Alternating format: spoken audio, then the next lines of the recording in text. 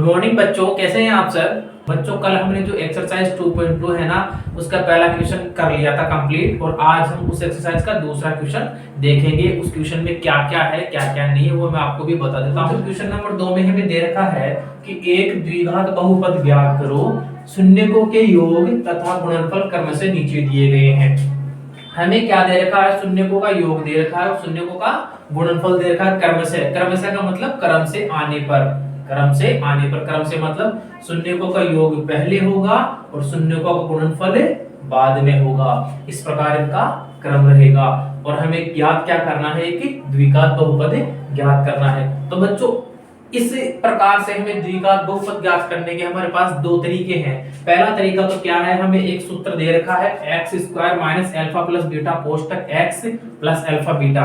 अब अल्फा और बीटा आप लोगों को पता होना चाहिए क्या है। पिछली वाली क्लास में मैंने समझाया था कि अल्फा प्लस बीटा हम मूल को या फिर शून्यकों को बोलते हैं, जिसमें अल्फा पहला शून्यक है, बीटा दूसरा शून्यक है। इनको मूलक भी कहते हैं, मूल भी कहते हैं, ठीक है, याद रखना। इन बच्चों इनको हम मूल भी कहते हैं। अल्फा और बीटा प्रथम और दूसरा मूल हो जाएगा।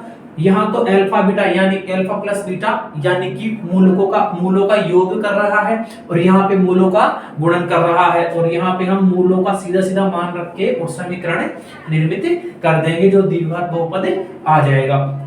दूसरा हमारे पास तरीका है बच्चों, उसमें हमें अल्फा प्लस बीटा यानी कि शून्य को या मूलों का योग हमें माइनस बी बटा ए रखना है, और अल्फा गुणा बीटा मतलब मूलों का जो योग, वो मूलों का जो गुणनफल होगा या शून्यकों का जो गुणनफल होगा वो कितना होगा, सी बटा ए होगा।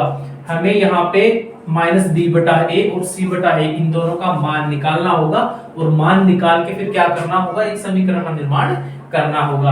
अल्फा प्लस बीटा के द्वारा हम माइनस बी बटा ए यानी कि बी और ए का मान निकाल लेंगे, और अल्फा गुणा बीटा के द्वारा हम सी और ए का मान निकाल लेंगे, ठीक है। शून्यकों का योग, तो शून्यकों का योग कितना दे रखा है, 1/4, तो हम 1 और 4 इससे बी और ए का मान निकाल लेंगे और इधर हम सी और ए का मान निकाल लेंगे।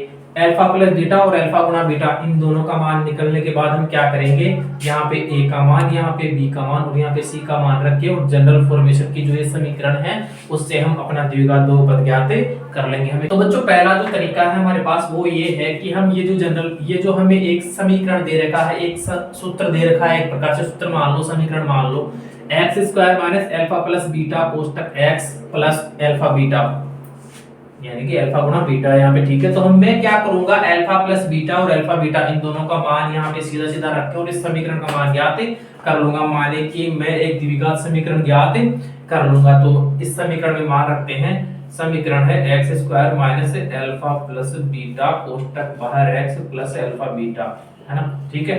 तो एक्स स्क्वायर मैंने एज इट इज रखा, माइनस का चिन्ह, अल्फा प्लस बीटा का मान कितना है, अल्फा प्लस बीटा यानी कि शून्यकों का योगफल, और शून्यकों का योगफल कितना दे रखा है, 1/4 दे रखा है। कोष्टक के बाहर एक्स ऐसे कैसे, फिर प्लस का चिन्ह, अल्फा और बीटा, अल्फा गुणा बीटा, इसका मतलब अल्फा गुणा बीटा यानी कि शून्यकों का गुणनफल कितना दे रखा है, -1 दे रखा है। तो यहाँ पे -1 लिख दूंगा। एक्स स्क्वायर माइनस का 1/4 एक्स माइनस का 1, क्योंकि ये प्लस इससे माइनस से गुणा होगा तो यहाँ माइनस का 1 आ जाएगा। तो इस प्रकार से हमारे पास X square minus 1/4 X minus 1 ये समीकरण हमें प्राप्त हुआ। अब हम क्या करेंगे, इस समीकरण को बिल्कुल सरल रूप में लिखेंगे। तो सरल रूप में लिखने के क्या करेंगे, यहाँ पे और यहाँ पे बटा 1 में लगा के और इनका लघुत्तम ले लेंगे। तो हमने लघुत्तम लिया तो हमारे पास लघुत्तम लेने के बाद आएगा 4x square minus 1x minus 4/4, और हम इसको क्या करेंगे, अब 0 के बराबर में लिख लेंगे। 0 के बराबर में क्यों लिखेंगे, इसलिए लिखेंगे क्योंकि जो लघुत्तम में नीचे 4 आया ना उसको हमें हटाना रहेगा, और इधर बटा में 1 लगा के इसको इधर गुणा कर देंगे, 4 को 0 से गुणा कर देंगे तो इधर वो 0 आ जाएगा और इधर वापस ये का ये समीकरण एज इट इज आ जाएगा। तो अंतिम रूप से हमें समीकरण प्राप्त हो जाएगा 4x square minus x minus 4। ये हमारा द्विघात बहुपद आ गया है। आप इसको नोट कर लो। नेक्स्ट स्क्रीन पे मैं आपको सेकंड पार्ट बताऊंगा इसका, कि ये दूसरा जो तरीका है उससे जनरल फॉर्मेशन का जो समीकरण है हमारे पास ax square plus bx plus c, इससे हम सवाल को कैसे सोल्व कर सकते हैं, ठीक है। तो आप ये चीज तो उतार लो। अच्छा तो बच्चों अब हम देखते हैं इसका दूसरा तरीका, जिसमें हमें अल्फा प्लस बीटा बराबर माइनस बी अपॉन ए दे रखा है, अल्फा बीटा बराबर सी अपॉन ए दे रखा है। और तो इसको हम इधर रख लें, alpha plus beta minus B upon A. B upon A का मतलब अल्फा प्लस बीटा का मान कितना है, 1/4 है। तो बी का मान कितना हो गया, 1, और ए का मान कितना हो गया, 4। ठीक है ना।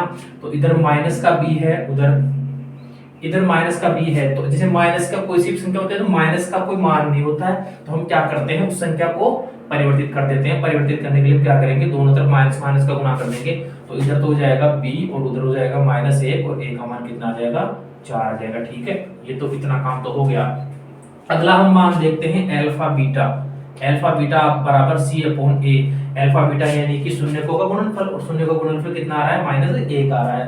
तो अल्फा बीटा बराबर सी का मान कितना आ रहा है, -1, और बटा में हम ए के लिए 1 रख लेंगे। सी का मान आ गया -1 और ए का मान आ गया 1। अब हम गौर करके देखेंगे ना, तो यहाँ बी का मान हमें -1 प्राप्त हो गया, ए का मान यहाँ पे 4 प्राप्त हो गया, सी का मान -1 प्राप्त हो गया। लेकिन ए का मान वापस से हम देख रहे हैं ना, तो हमें 1 प्राप्त हो रहा है। ये तो गलत संभावना हो रही है ना। यहाँ पे तो 4 प्राप्त हो रहा है, यहाँ पे 1 प्राप्त हो रहा है। तो इसको चेंज करने के लिए हम क्या करेंगे, यहाँ पे दोनों तरफ 4 और 4 का गुणा कर देंगे, ऊपर भी और नीचे भी। ये करने के बाद सी का मान कितना आ जाएगा, -4, और ए का मान कितना आ जाएगा, 4। अब दोनों जगह सेम हो गया ना, इधर भी 4 इधर भी 4, ए का मान है ना।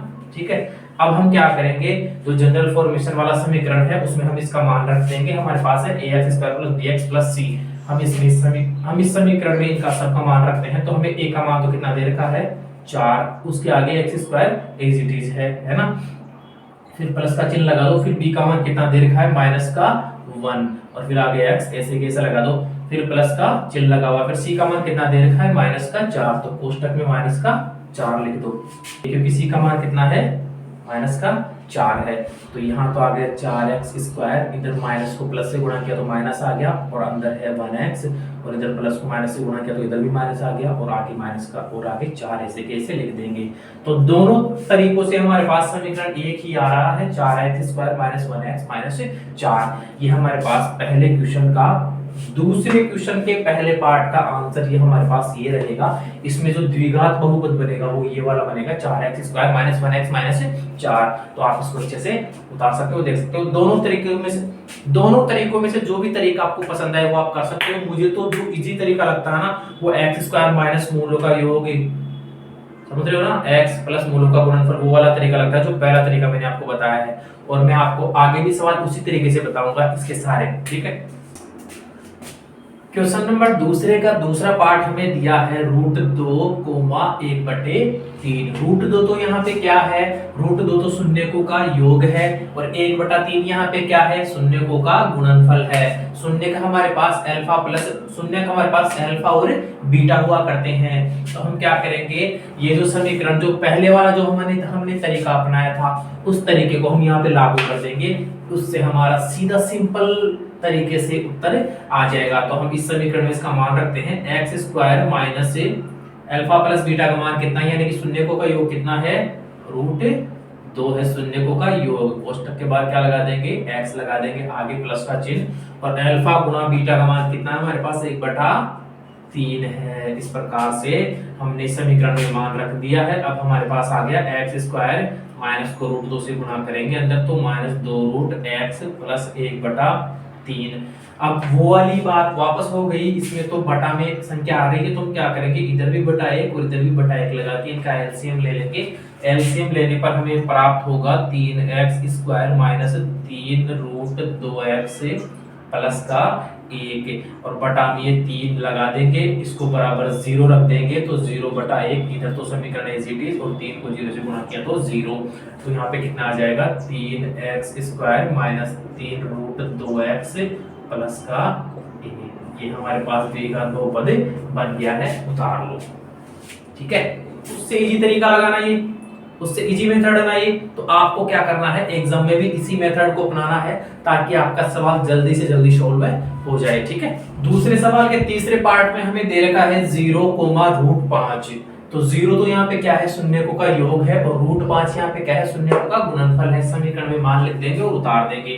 तो x² माइनस का चिन्ह अल्फा और बीटा, अल्फा प्लस बीटा, इसका मान कितना है, 0 है, और कोष्टक के बाहर x है, प्लस का चिन्ह है, फिर अल्फा गुना बीटा, इसका मान कितना है, 5 है, ठीक है।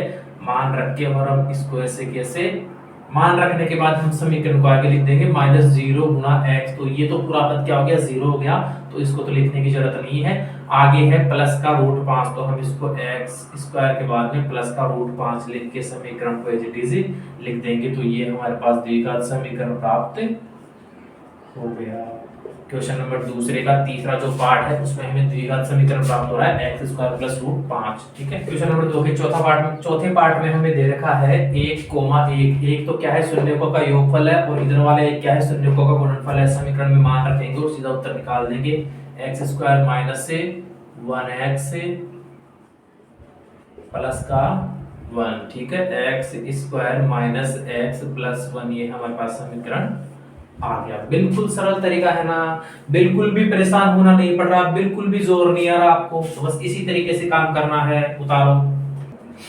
क्वेश्चन नंबर 2 के 5वें पार्ट में हमें दे रखा है -1/4, 1/4। ये -1/4 तो क्या है, शून्यकों का योगफल है, और ये 1/4 क्या है, शून्यकों का गुणनफल है। चलो ठीक है, सीधा सीधा समीकरण में मान रखें और इसका उत्तर निकालते हैं। x square minus alpha plus beta, sorry सीधा ही मान रख देते हैं। x square minus alpha plus beta का मान कितना है, कोष्टक में माइनस का 1/4 जो चिन्ह होता है वो हमेशा उसके साथ ही जाता है। बाहर जो फॉर्मेशन दे रखा उसको हम कभी नहीं छेड़ेंगे, लेकिन जो चिन्ह साथ में रहेगा वो भी उसके साथ ही रहेगा।